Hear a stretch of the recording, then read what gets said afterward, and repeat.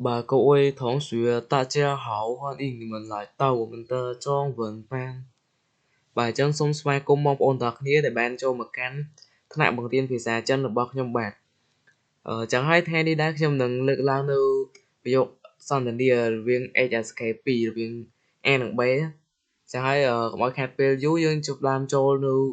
ប្រយោគរបស់យើងទាំងគ្នាហើយមុនដំបូងនេះយើងអានថាចៃហ្វាន់គួនចៃហ្វាន់គួន今天的羊肉很好吃，你怎么不吃了？这个星期天天都吃羊肉，不想吃了。那你还想吃什么？来一点面条吧。讲中em đồng tiết，今天的羊肉很好吃，你怎么不吃了？这个星期天天都吃羊肉，不想吃了。那你还想吃什么？来一点面条吧。Và chẳng hayមុននឹងចូលដល់ការបកស្រាយនៅប្រយោគហ្នឹងខ្ញុំសូមបកស្រាយនៅពាក្យនីមួយៗឲ្យបងប្អូនបានយល់កាន់តែបោះក្បាយសិនchẳng hayយើងចូលដល់ពាក្យដំបូងនេះយើងអានថាយ៉ាងរោយ៉ាងរោយ៉ាងរោយើងប្រែថាសាច់ចៀមរោនេះយើងប្រែថាសាច់យ៉ាងរោយើងប្រែថាសាច់ចៀមចឹងចូលដល់ពាក្យបន្ទាប់ទៀតហៅឈឺហៅឈឺយើងប្រែថាឆ្ងាញ់សម្រាប់ពាក្យហៅនេះយើងប្រែថាល្អឈឺយើងប្រែថាឆ្ងាញ់ឈឺយើងប្រែថាញ៉ាំឬក៏ហូបចឹងពាក្យពីរហ្នឹងយើងបូកចូលគ្នាមកហៅឈឺវាប្រែថាឆ្ងាញ់មិនល្អហូបល្អញ៉ាំណាវាប្រែថាឆ្ងាញ់ហៅឈឺឆ្ងាញ់ចឹងចូលដល់ពាក្យបន្ទាប់ទៀតចិនមើចិនមើចិនមើយើងប្រែថាយ៉ាងម៉េចឬក៏ម៉េចchẳng hayចូលដល់ពាក្យបន្ទាប់ទៀតមាន条មាន条មាន条យើងប្រែថាមីchẳng hayចូលដល់ពាក្យបន្ទាប់ទៀត每天每天យើងប្រែថារាល់ថ្ងៃ天天天天យើងប្រែថារាល់ថ្ងៃដែរ每天ក៏ប្រែបានថារាល់ថ្ងៃក៏បានដែរ天天វាប្រែថារាល់ថ្ងៃក៏បានដែរវាពីរហ្នឹងពាក្យពីរហ្នឹងវាប្រែដូចគ្នាចឹងហើយយើងចូលដល់ប្រយោគរបស់យើងកន្លែងមុនដំបូងនេះយើងអានថាចៃហ្វាន់គួនចៃយើងប្រែថាកំពុងឬក៏នៅហ្វាន់គួនយើងប្រែថាភោជនីយដ្ឋានចឹងយើងបូកចូលគ្នាមកចៃហ្វាន់គួនបានន័យថានៅភោជនីយដ្ឋានចឹងហើយយើងចូលដល់ប្រយោគ A របស់យើងអ្នកគ្នា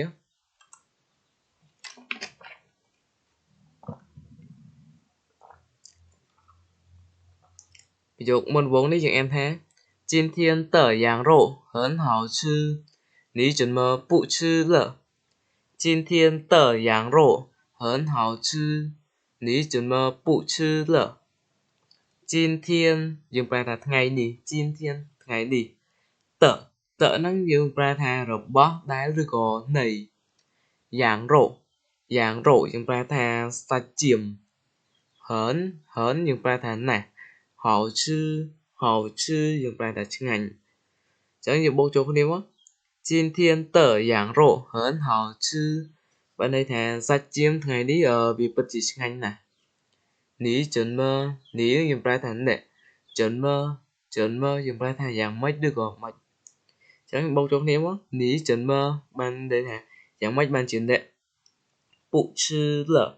ពុនេះយើងប្រែថាមិនឬក៏ទេឈឺយើងប្រែថាញ៉ាំលហ្នឹងយើងប្រែថាហើយឬក៏បែនអញ្ចឹងយើងបូកចូលគ្នាមកពុឈឺលបានន័យថាអត់ញ៉ាំហើយអញ្ចឹងយើងបូកចូលគ្នាមក你怎么不吃了បានន័យថាយ៉ាងម៉េចបានជាអ្នកអត់ញ៉ាំអញ្ចឹងសូមអានម្ដងទៀត今天的羊肉很好吃你怎么不吃了បានន័យថាសាច់ចៀមថ្ងៃនេះពិតជាឆ្ងាញ់ណាស់ឬក៏សាច់ចៀមថ្ងៃនេះឆ្ងាញ់ណាស់យ៉ាងម៉េចបានជាអ្នកអត់ញ៉ាំចឹងយ៉ាងម៉េចបានជាអ្នកអត់ញ៉ាំចឹងសាច់ចៀមថ្ងៃនេះឆ្ងាញ់ណាស់យ៉ាងម៉េចបានជាអ្នកអត់ញ៉ាំចឹងចឹងចូលដល់ប្រយោគបន្ទាប់ទៀតប្រយោគ B 这个星期天天都吃羊肉，不想吃了。这个星期天天都吃羊肉，不想吃了. Chợ cỡ nó nhiều bài thằng đi chợ đi cỡ nó cứ chia khai đại tè chợ cỡ nó nhiều bài thằng môi đi xin chỉ nhiều bài thằng sắp đè sum nạp chi ní cứ sum lên thì pì en tôi chia sum lên thì pi của bạn tôi chia sum lên thì môi của bạn tôi biết kho rồi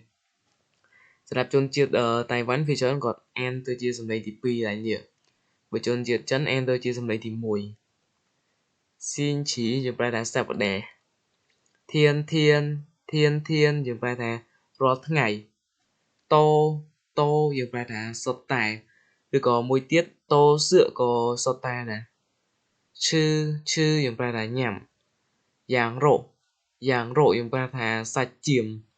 cho những bộ chốt đi mất chợ cỡ xin chỉ thiên thiên tô chư giang rộ chợ cỡ xin chỉ thiên thiên tô chư giang rộ bên đây thà sạp đèn đi rồi ngay giờ tài nhắm sạch chiêm rồi bụ sáng chư lợ bụ như ba thà mấn rùa tệ sáng như ba thà trắng nấc được có cật chư lợ chứ nhằm lỡn hỏi chẳng như bố cho con em á bụ sáng chư lợ bên đây thà ở trong nhắm hỏi chợ cỡ xin chỉ thiên thiên tô chư giáng rộ bụ sáng chư lợ bên đây thà sạp đèn đi rồi ngay giờ tài nhắm ở sa chiêm rồi chẳng ở trong nhắm tiết tỉ sạp đèn đi giờ tài nhắm sa chiêm rồi chẳng ở trong nhắm tiết tỉ chẳng bây giờ trường cho đó biểu tập tiết nạn ní hải sáng chư sân mơ nạn ní hải sáng chư sân mơ nạn ní hải sáng chư sân mơ nạn người ta là nụ được rồi trắng của bài này là nụ nạn người ta là nụ ní người ta là nè hải sáng bài này thà nâu trắng chư sân mơ bài này thà nhằm một vầy chứ người ta nhằm sân mơ người ta là với được ở sấy cho những bộ cho khi mà nạn ní hải sáng chư sân mơ bài này thà chẳng ta lại mình nhau cho nhằm ấy thì rồi chẳng ta lại trong nhằm ấy nhằm với được có những bộ ấy xưa đẹp đó chẳng ta lại trong nhằm với thì rồi là y tiệt miên theo ba là y tiệt miên theo ba bên đây thà cầm măng mì màu tịch mà lại đi người ta mực y tiệt nó người ta một tịch nếu bị nếu bị miền này miền theo người ta mì hay bị quen cái miền ở miền này ấy đấy chẳng việc này đi lái người ta mực và thay nồng dụng đi vì prai thà cầm măng vậy nhỉ là y tiệt miền theo ba bên đây thà cầm măng mì màu tịch tiến mà chẳng đây có cầm măng mì màu tịch tiến chẳng đây có heo mi màu tịch tiến mà chẳng sợ biển nóសម្រាប់យកហ្នឹងគឺគាត់នៅក្នុងហាងនៅញ៉ាំអីក្នុងហាងគាត់ថាឲ្យកំងប៊ីមកបន្តិចទៀតមកចឹងគឺក៏កំងប៊ីបន្តិចទៀតបន្តិចមកចឹងយើងចូលដល់ប្រយោគរបស់យើងវិញខ្ញុំសុំអានម្ដងទៀតហើយបកប្រែបងប្អូនម្ដងទៀតឲ្យបានយល់កាន់តែច្បាស់ចៃហ្វាន់គួនបានន័យថានៅភោជនីយដ្ឋាន今天的羊肉很好吃你怎么不吃了បានន័យថានេះគាត់និយាយថាសាច់ជៀមថ្ងៃនេះពិតជាឆ្ងាញ់ណាស់យ៉ាងម៉េចបានជាអ្នកអត់ញ៉ាំចឹង3គាត់ឆ្លើយថា这个星期天天都吃羊肉不想吃了បានន័យថាសប្តាហ៍នេះរាល់ថ្ងៃសុទ្ធតែញ៉ាំសាច់ជៀមហើយចឹងអត់ចង់ញ៉ាំទៀតទេ那你还想吃什么ក៏គាត់សួរទៀតថាចឹងតើអ្នកចង់មានចង់ញ៉ាំអីទៀតអត់ចោះចង់ញ៉ាំអីផ្សេងទៀតអត់ហើយ B ក៏គាត់ឆ្លើយថា来一点面条吗来一点面条吗បើនេះថាគាត់ B គាត់ថាកំងមីមកបន្តិចទៀតមកចឹងគាត់ឲ្យកំងមីមកបន្តិចទៀតចឹងចឹងហើយខ្ញុំសុំអានម្ដងទៀត今天的羊肉很好吃你怎么不吃了这个星期天天都吃羊肉不想吃了那你还想吃什么来一点面条吧 Và chẳng ấy videoរបស់ខ្ញុំបានក៏ end ចប់ឈានទៅដល់ការបញ្ចប់ហើយចឹងហើយសង្ឃឹមថាបងប្អូនទាំងអស់គ្នានឹងយល់ហើយបើសិនបើបងប្អូនអត់យល់សូមបងប្អូន comment នៅខាងក្រោមមែននៅពេលដែលខ្ញុំឃើញ comment បងប្អូនខ្ញុំនឹងតបទៅកាន់បងប្អូនវិញហើយបាទចឹងហើយសម្រាប់តែបងប្អូនទៅមកថ្មីសូមជួយចុច like និង subscribe ដែលសញ្ញាកណ្ដឹងម្នាក់មួយផងដើម្បីឲ្យខ្ញុំផុសវីដេអូថ្មីៗនឹងអាចលោតទៅដល់បងប្អូនទាំងអស់គ្នាទាន់ចិត្តចឹងហើយវីដេអូរបស់ខ្ញុំហ្នឹងក៏សូមបញ្ចប់ត្រឹមហ្នឹងដែរ